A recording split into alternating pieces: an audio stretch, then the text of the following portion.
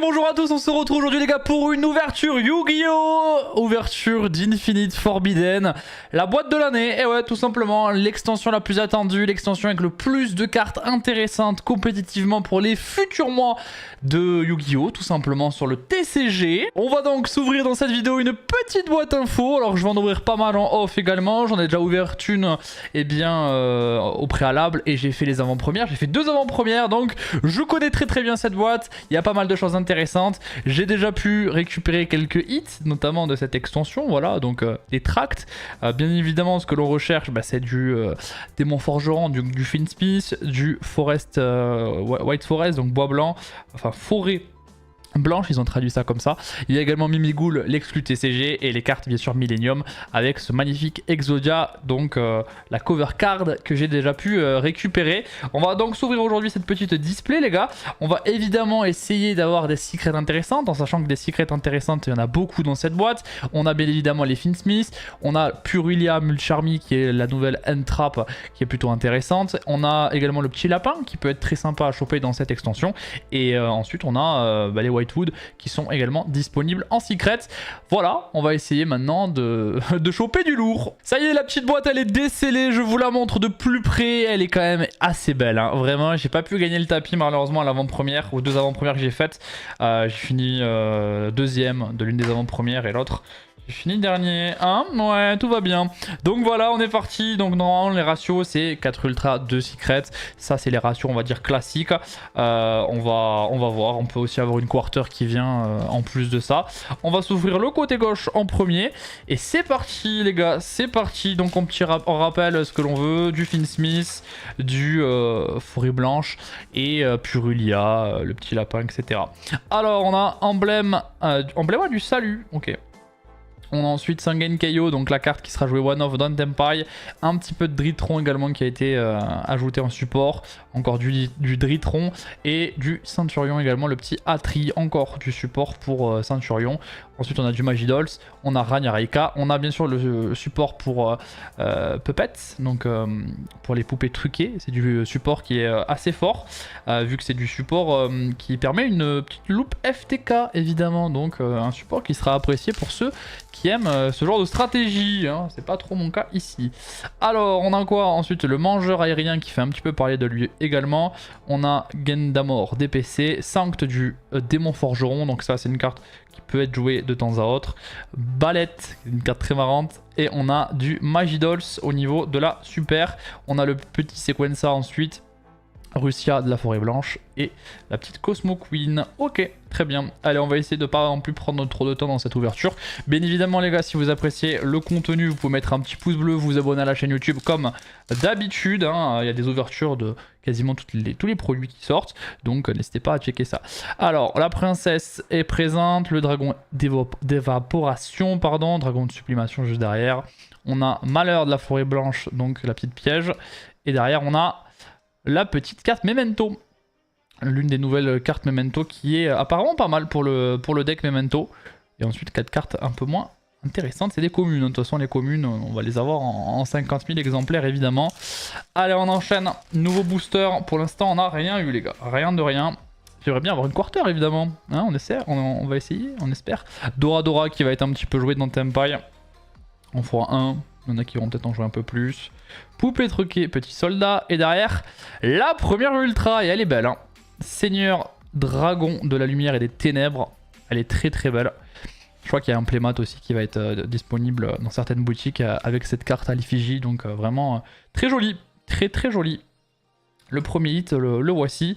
Et puis justement après on l'a en lumière et ténèbres du dragon. Donc la petite carte... magique. Ok, et ben écoutez, premier hit de cette boîte, c'est une ultra, je ne l'ai pas, donc c'est toujours intéressant de la récupérer. Je ne sais pas si elle me servira, très honnêtement. Je pense pas qu'elle coûte très cher, hein, celle-ci, pour le coup. On a la petite Link Magidols, on a du poupée, on a Gardien de la Sans-Voix, nouvelle carte pour Voiceless, qui est pas folle. Poupée truquée une fois de plus, et derrière le petit Quebico, donc une petite piège qui peut s'invoquer. Donc voilà, c'est quelque chose qu'ils essayent de mettre un peu au goût du jour. On a la petite carte Ojama qui est marrante. Très bien. Allez, on enchaîne. Bon, les secrets, vraiment, avoir un petit Finsmith là, ça me permettrait de souffler. Parce que vu que les cartes, elles sont à plus de 100 balles là, Finsmith Graveur Forge Démon, il est très cher, donc en avoir un, ça me ferait du bien. Oh, la première secret, c'est une Astellar, donc c'est ma deuxième Astellar en tout d'ouverte, pardon. Donc Astellar de la Forêt Blanche, qui est une très jolie carte évidemment. Donc c'est une bonne secret, c'est une secret que je recherche, donc je vais pas m'en plaindre.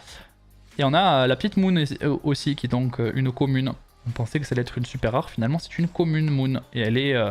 du coup accessible pour tout le monde, alors que ça va être une carte extrêmement jouée vu que bah, c'est une mini goddess. Alors, collecteur de pièges, malheur de la Forêt Blanche, on a gardien de la Sans-Voix, princesse, et on a le seigneur du baron manquant. Ok, c'est pas la super que je vois le plus pour le coup dans les boîtes. Ok, la petite Astellar pour commencer déjà. Astellar, on a le petit dragon avec... Ça va. Pour l'instant, ça va assez... En vrai, les gars, pour le coup, dans cette boîte, il y a très peu de mauvaises secrets. Pour pas dire aucune. En vrai, il n'y en a aucune de très mauvaise. Donc, pour le coup, là, vous ouvrez une case, vous avez 2 secrets, normalement. Et bah, en fait, normalement, elles sont bien, quoi. On a Murmure du butin du péché. Donc, qui va fonctionner à la fois avec butin du péché, vu que c'est une carte qui comporte ce nom, et à la fois avec Forêt Blanche. Alors, le Sanct du Forge Démon. On va faire un autre tas de communes parce que là, on s'en sort pas. Mangeur aérien. Hop là, j'ai fait bouger un peu la caméra, désolé. Vous pouvez truquer. Embléma du salut. Et on a le Phobos, Kovos hérétique. Une carte qui était très forte en avant-première. Et qui est pas une mauvaise carte illusion pour le coup. Voilà, elle va s'invoquer assez facilement vu que c'est 2 monstres de niveau 4 et elle est illusion et elle permet de negate. Donc une negate, c'est pas mal quoi, une negate c'est bien hein, je crois. Franchement c'est pas une mauvaise carte à mon avis, ça pourra peut-être s'installer dans certaines stratégies. Alors qu'est-ce qu'on a? Encore la carte Memento. Hop, très bien. Plus que 2 boosters dans la première partie de la boîte. Et pour l'instant on a une secret, une ultra. Ça fait 10. Vous pouvez truquer petit soldat. Le Gain d'amour. Création Valmonica et carte magie Monster Reborn. Ok, c'est marrant. Donc ça c'est une carte, c'est comme Monster Reborn mais c'est une magie jeu rapide que vous pouvez faire du coup dans le tour de l'adversaire. Et la carte que vous spé ne peut pas attaquer et n'a pas d'effet durant ce tour. Malheur de la Forêt Blanche. Et je retouche l'objectif de la caméra. Sanct du Forge Démon. La princesse Sylvie de la Forêt Blanche. Et derrière, on a Graveur. Le voilà. Let's go. Oh là là, que je suis content. Pff, les gars, ça me... Oh là là. Ah, ça me met bien, hein, ça me met bien. Parce que franchement, elle va coter. Hein. Enfin, elle cote déjà. Elle cote déjà à plus de 100 €. Donc là... Déjà, vous l'avez vu, le prix de la boîte que j'ai... Moi, les boîtes que j'ai pris à 4, là, c'était à 100 €. Donc ça me rembourse la boîte. Juste cette carte me rembourse la boîte que je viens d'acheter. Je suis très content. Il me manquera plus que 2 derrière. Il me reste encore, je vous le dis, j'aurai encore 5 boîtes à ouvrir. Donc, même si j'en chope qu'une autre, voilà, ça me fera un billet pas trop énorme à devoir lâcher. En plus, vous l'aviez vu, j'ai chopé 2 autres tracts. Donc en vrai, je commence à être pas mal niveau Forge Démon. Hein. En ayant ouvert que 2 boîtes, d'avoir 2 tracts, un graveur, c'est pas trop mal. Franchement, c'est pas trop mal. Je suis assez content. Voilà, on est content. On peut toujours avoir une quarter en plus dans cette boîte. Donc là, on sourit. On est parti pour la deuxième partie de la boîte. Dora Dora, ça fait 10. Valette. Ah, je suis content. On a la petite carte Dritron 5000. Ah là là, que ça fait plaisir, sans déconner, que ça fait plaisir. Que ça fait plaisir. Un petit graveur là, oh là là, ça décharge. Parce que cette carte va être tellement forte dans la méta, et pas la méta de demain, la méta d'aujourd'hui, mais celle de demain également. Elle va être forte pendant pas mal de temps, et pas que sur un format. Donc je suis vraiment content. Donc ça aussi c'est une exclue TCG, la petite carte sol que vous voyez là, qui est un Aqua O. Donc certains se disaient, oula, crapodilique, attention. Mais je pense pas que ce soit si fort que ça. Bon, mais franchement, le graveur et Astellar, c'est pas les pires. Hein. Au contraire, Astellar, c'est une quarantaine d'euros aussi. Donc la boîte, elle est remboursée là. Hein. Là, si je vends les cartes demain, la boîte est remboursée. On a ensuite, eh ben ouais, le petit bouclier. Je l'avais pas encore eu, le petit bouclier de la dynastie millénaire.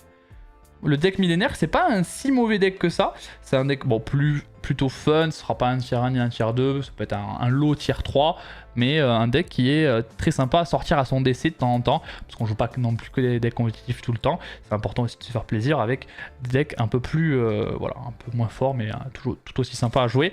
Donc le bouclier, c'est sympa de le récupérer. Parce que l'archétype millénaire, pour le coup, il fait des trucs. C'est pas un deck qui fait rien, c'est pas un deck voilà, qui a besoin de 50 000 trucs pour gagner. C'est un deck voilà, qui a une stratégie et qui est cool, en vrai qui est vraiment cool. Alors on a Miaou Caron, encore là, le Miaou Caron. La petite carte Almonica, la petite carte Forêt Blanche, et derrière on a Murmure du butin du péché. Ok, donc il me reste normalement encore dans cette boîte encore 2 ultras, et s'il y a un slot de quarter qui veut s'installer, s'insérer, il n'y a pas de problème. Si vous voulez me donner un graveur forge démon en quarter à la place d'une ultra, il n'y a aucun souci les gars. N'hésitez même pas. Dritron. Le petit collector, la pièce. Et derrière on a le petit baron manquant. Ok, un peu moins sympa. Bon, mais déjà l'extension les gars, dans cette boîte, on est heureux. On est heureux parce que le graveur, il nous met bien. Il nous met bien. Ouh, ça fait plaisir. Ça fait plaisir. Derrière on a... Oh, la carte pour le petit lapin, la petite secret. Donc tour, silhouette au chapeau. Donc le nom déjà il est très marrant. Et c'est tout simplement un piège qui s'invoque sur le terrain. Et donc la carte au fond que vous voyez, c'est la nouvelle secret qui est sortie dans cette extension et qui est une lien générique qui est vraiment très intéressante. Donc ça c'est un bon hit, même si je pense qu'il y aura mieux à jouer en carte piège continue. Mais ils en sortent beaucoup des cartes piège continue, donc faut les suivre. Voilà, c'est bien de l'avoir récupéré, on va dire. C'est bien de la récupérer. Le petit Dora Dora. Derrière on a la Dritron, une nouvelle fois. Allez, plus que 5 paquets à ouvrir dans cette extension. J'espère que vous passez un bon moment. On a déjà 2 slots de secret, mais est-ce qu'on peut avoir plus? On va voir ça de suite. Saphélis, l'embléma, Dritron nu. Et derrière, on a Embrasement Destruction, qui est pas une carte qui tombe tant que ça, pour le coup. Donc, qui marche avec le deck millénaire Exodia. Ok, on enchaîne. On ouvre ça. Nous avons derrière la petite carte millénaire, la petite Sylvie de la Forêt Blanche, Balette, et on a ensuite Papillon Ragnarika aussi, que je vois pas souvent tomber. Hein. J'ai ouvert que 2 boîtes, hein, donc je suis pas non plus une référence. Enfin, j'ai ouvert 2 boîtes et demie avec les 2 AP que j'ai fait. Au final, quasiment 2 boîtes et demie. Allez, on est parti. Gardien de la Sans-Voix. Plus que 3 boosters, je crois. Il reste encore une ultra normalement. Phobos, Kovos, très bien. Plus que 2 boosters pour avoir ma dernière ultra. J'espère qu'ils me l'ont pas carotte à l'ultra. Moi je serais pas content hein, qu'ils me les carottent. On me carotte pas les cartes. Hein. Allez, on y va. Normalement, il sera dans les 2 boosters qui suivent. Dragon Mimigoul. Les Mimigoul non plus là, on les a pas. Oh, il y a eu 0 Mimigoul quasiment. J'en avais eu quelques-uns Mimigoul là. C'est un archétype assez marrant, un archétype flip hein, du coup. Les Mimigoul. C'est assez drôle, donc pour le coup, bon, a priori pas de quarter, à moins qu'elle remplace l'ultra. S'il n'y a pas d'ultra, c'est un scam. Hein. Ok, méfie-toi quand même. Hein. La dernière ultra, la voici, je vais vous la montrer. Vous avez le récap sous les yeux de ma boîte. Donc nous avons eu comme dernière ultra la petite Silvera, dompteuse de loup de la Forêt Blanche. Cette carte est juste magnifique. Vraiment magnifique, et donc elle va avec la petite Astellar au niveau de Whitewood. Donc voilà ma boîte, pas dégueu franchement, si je vous fais voilà, le petit point. Bon forcément, les secrets, je vous l'ai dit les gars, sur les 10 qu'il y a, il y en a 3 c'est des démons forgerons, il y en a 3 c'est des forêts blanches. Ensuite il y a le petit lapin, la pute Purulia que j'ai pas eu malheureusement. Et ensuite quelques cartes qui sont un peu moins bonnes. Il y a le lapin, mais qui sont pas non plus si nuls que ça. Pour le slot d'ultra, ça va, parce que c'est des cartes que j'avais pas, je crois, sauf peut-être la petite Silvera. Et donc, j'ai deux tracts en plus qui viennent se rajouter dans les ouvertures que j'ai fait au préalable. Et la petite Astellar, donc, que j'ai en double également maintenant. J'avais chopé la petite Mimigoul également, plus 2 donjons Mimigoul. J'avais donc ma deuxième Silvera, au final. Donc, j'ai 2 Silvera. Et j'ai le droit à la petite carte pour Shining Sarcophagus et le petit Exodia. Voilà, donc ça c'est 2 boîtes plus 2 avant-premières. Ça va, Ça va, il y a un forge démon qui est là, démon forgeron, mais on le dit à l'envers, voilà, vous connaissez. 2 Astellar, il y a 2 tracts. Je pense que c'est très correct, ça pourrait être mieux, ça pourrait être bien pire je pense, et je pense qu'on va être content. Voilà, j'espère que cette petite ouverture en tout cas vous a plu. Dites-moi un petit peu ce que vous avez eu dans vos boosters, est-ce que vous avez eu de la chance, et est-ce que certains ont eu cette beauté en quarter, parce que quand même cette carte est une beauté. Une beauté. Voilà tout. Bon bah écoutez, je vous laisse là et on se retrouve très vite pour une prochaine vidéo. C'était SD. Tchuss.